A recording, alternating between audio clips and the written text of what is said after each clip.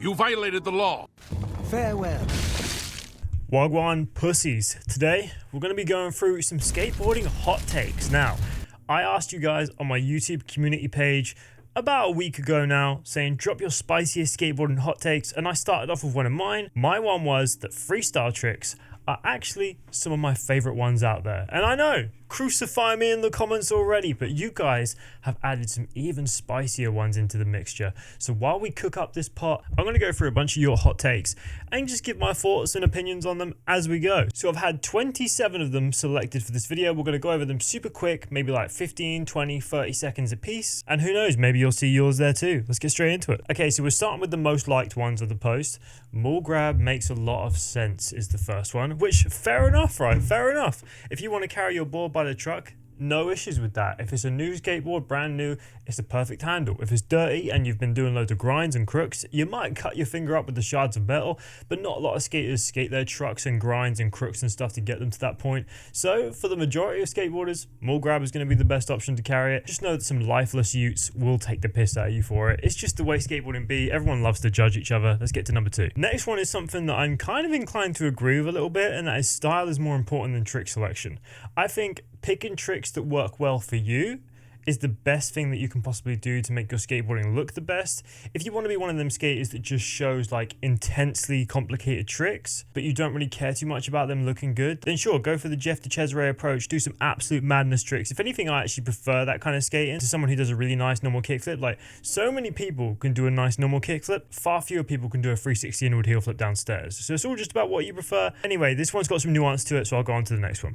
Curbs are for old guys. Now, curbs, obviously low impact, great style of skateboarding if you're into your older years, if you're like 30, 40, 50, and you want to keep it close to the ground. I actually really like skating curbs, although I've only really been skating them into my late 20s, so maybe this one is right. How old are you and do you skate curbs? Let me find out. Let's get into the next one. Varial flips are aesthetic. Now, I actually quite agree with this one. I really like varial flips, and it's like so many people do tray flips. Tray flips is such a, once you learn it, it's such an easy trick to do, and then most people kind of forget how to varial flip. So it kind of just depends what you want to see more. Like, I like to see tricks that are less common. So like a varial flip downstairs done nicely is more impressive to me than a big tray flip downstairs. It's just my personal opinion. Anyway, kick flips are easy. Now, this is probably one of the hottest takes out there. Kickflips are not easy, especially for beginners. Like, once you get a kickflip, yeah, it's fine and quite easy to keep replicating, and it's a hard trick to bail once you know exactly how to do it properly. But it's also a hard trick to make look really nice, in my opinion. You learn ollie, you learn shove it, you could do that really quickly, but then kickflip is quite a milestone ahead of that. So I think kickflips are pretty difficult for beginners. It's always the trick that stunts most people's skate growth. Dolphin flips are fire. Now, I actually like dolphin flips a lot. Forward flips, also known as, but dolphin flip is like a forward varial flip. Like, the board rotates on a vertical axis as opposed to a horizontal one.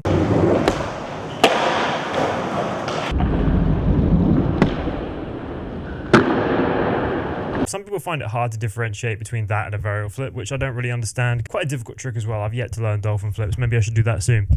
37 is the ideal age to start skateboarding. Now, I don't know about this one. Like, fair enough if you can like get over the fears of things when you're older, you're just not going to recover as fast, so you can't afford to be as risky, in my opinion. So I don't think that 37 is the perfect age to start skateboarding, because you've got to take risks, and you can't take as many if you're going to be taking ages to heal. Flatland is the most creative style because landing primo isn't failure. Now, this one is actually like, I kind of agree. Like, flat ground, you can do so much of it. Obviously, you can take your flat ground tricks, do them out of a quarter pipe, do them into a bowl trick. But I think flatland, there's so many different ways you can do things. Add a body varial, add a pivot, add a revert, add a 180. All different kinds of variations of tricks. Do it switch, do it nollie, do it fakie. And there's so many tricks still yet to be invented that there's so much room for creativity there that I kind of agree with this one, I can't lie. Nike SB is overhated. They sponsor good skaters and make good products. Now, I don't know about this one. They definitely make decent shoes. Like, some of my favorite shoes before I was sponsored by Lakai were the eShod Wears, the ones with like the mesh side. I absolutely loved those shoes. They were super good for skating, just too expensive. They were like £100 a pair, which is like $120. See, Nike, I do like their clothes and stuff, but yeah, they're just super expensive and not for everybody. But they do sponsor good skaters, that is for sure. Board feel's a myth. Now this one is complete wass. Board feel is such a thing. When I put on shoes like the Lakai Telefords, very similar to Dunks, the board feel on those is so minimal compared to like a pair of Cambridges or a thinner pair of shoes or a pair of slip-ons is like the most board feel you can get. Board feel for me is 100% a thing. I can tell instantly if I'm going to be able to like the shoes or not. Like just by moving your toes around, you can figure out the concave of the board where exactly you're at. Obviously you can just look at it, but sometimes it's better to feel and not see. But yeah, for me, board feel is 100% a thing. It's all about speed, right? Well, that depends. If you want to make a trick look good, if you're trying to clear a stair set, then yes, it 100% is all about speed. If you're trying to learn a trick, sometimes it can be about speed, but speed is a lot more risky, definitely gnarlier. But if you're trying to learn something, start slow and add speed later, that's the safest way to do it. Forced lazy back leg tray flips look disgusting 100% of the time. I have to disagree with this one.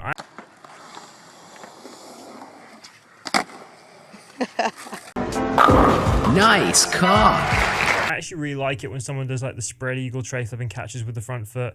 When you like make it look so forced, then it can be kind of whack. Like for example, I sometimes like to mess around and do my shove-its like that. Like I'll do a shove-it and kick my back leg out as far as I possibly can and catch it on the front foot.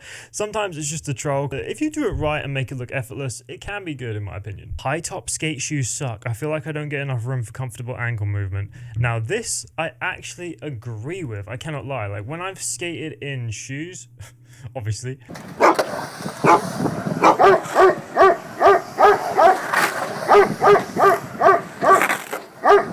When I've skated high top shoes, I can never have like my ankle flick perfectly like I would have it for like a pair of slip-ons or a pair of lows.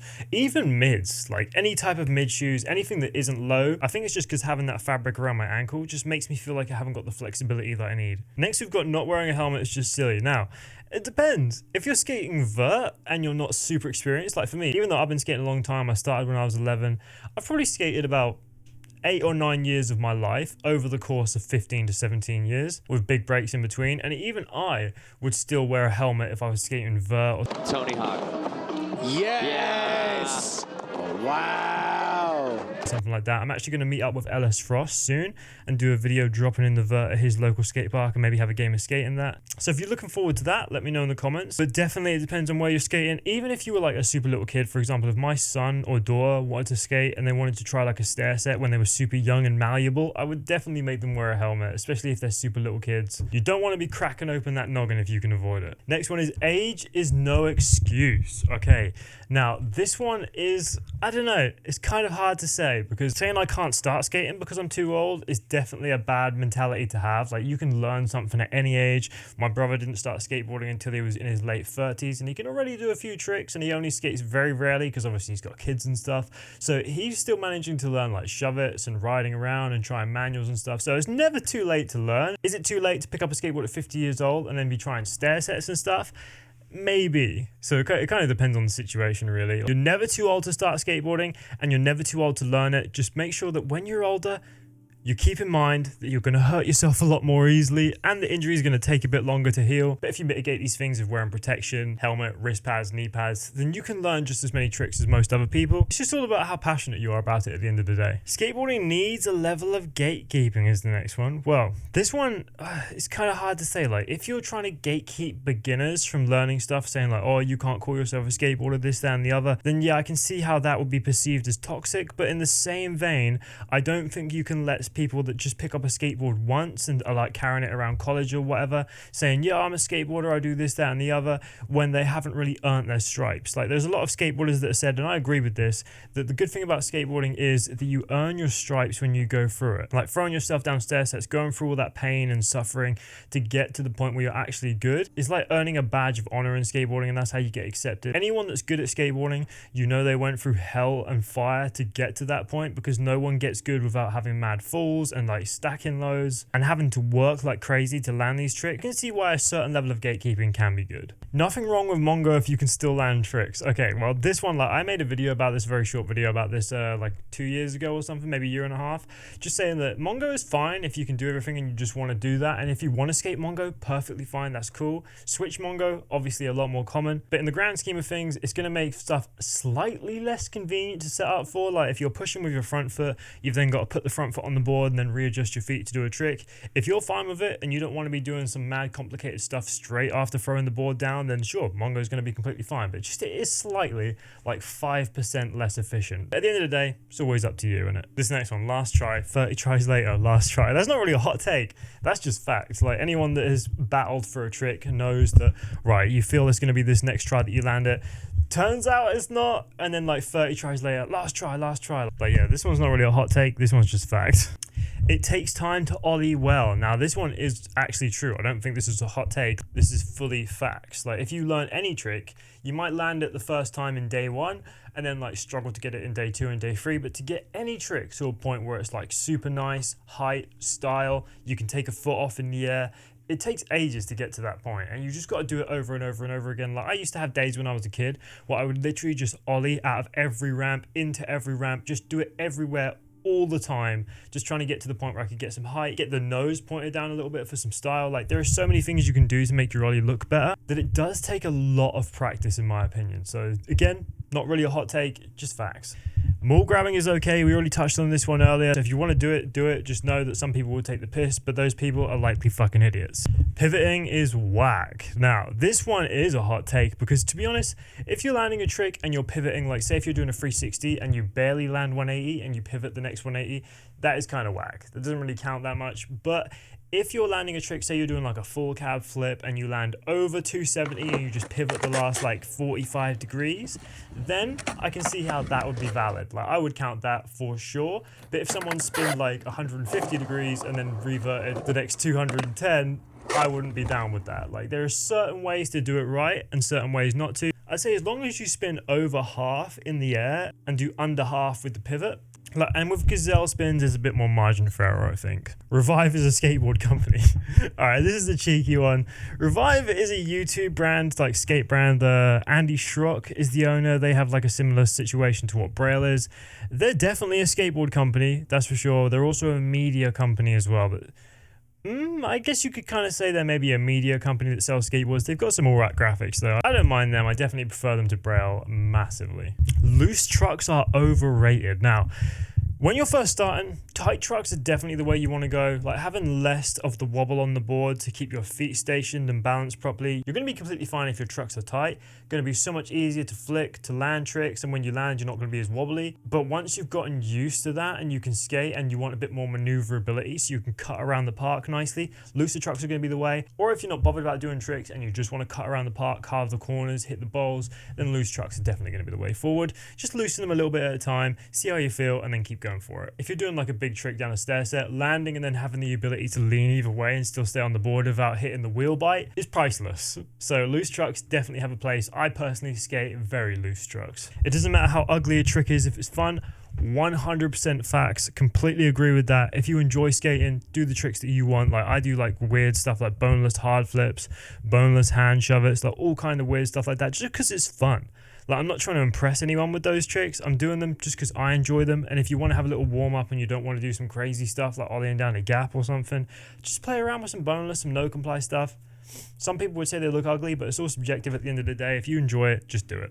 80s style decks are the best. Now, I wouldn't say they were the best, but they definitely have a place in skateboarding. I really enjoy 80s style decks, just cruising around, hitting, like trying to do flip tricks and like old school tricks and stuff like that on a board that isn't your standard popsicle shape. I feel like can keep you sharpened up so that when you go back to your normal board, you have a bit more of a range of skill and you're used to doing it with all shapes and sizes. That gets you more consistent at doing flip tricks if you can do them on all different boards. So I definitely rate old school boards. Are they the best? I wouldn't go that far. Niger is overrated. Now, I don't think this is true. Niger is one of the best skateboarders ever to do it. Easily top 5 street skaters of all time. Highly rate Niger Houston. He has done some sketchy crypto scams in the past. Maybe he knew about, maybe he was misled, but there's a whole video about that. But as a skateboarder, separating that from the skateboarding, he's one of the best. And the final one, white wheels are overrated. Go and get some color. 100% agree with this one. Definitely a hot take because I know a lot of skaters say you should only skate white wheels. You should only skate blank grip tape, which is just hella weird. Like let people customize their skateboards. Personally, for me, I've got weird grip tape on my skateboard. Like I cut brickwork grip tape out. My wheels are black. I skated pink wheels before that. I hate white wheels, man. They're so freaking boring. But if you want to be like that and you want to look like everyone else, fair enough. Go for it. If you don't want the individuality, that's on you. But anyway, this is my hot takes video.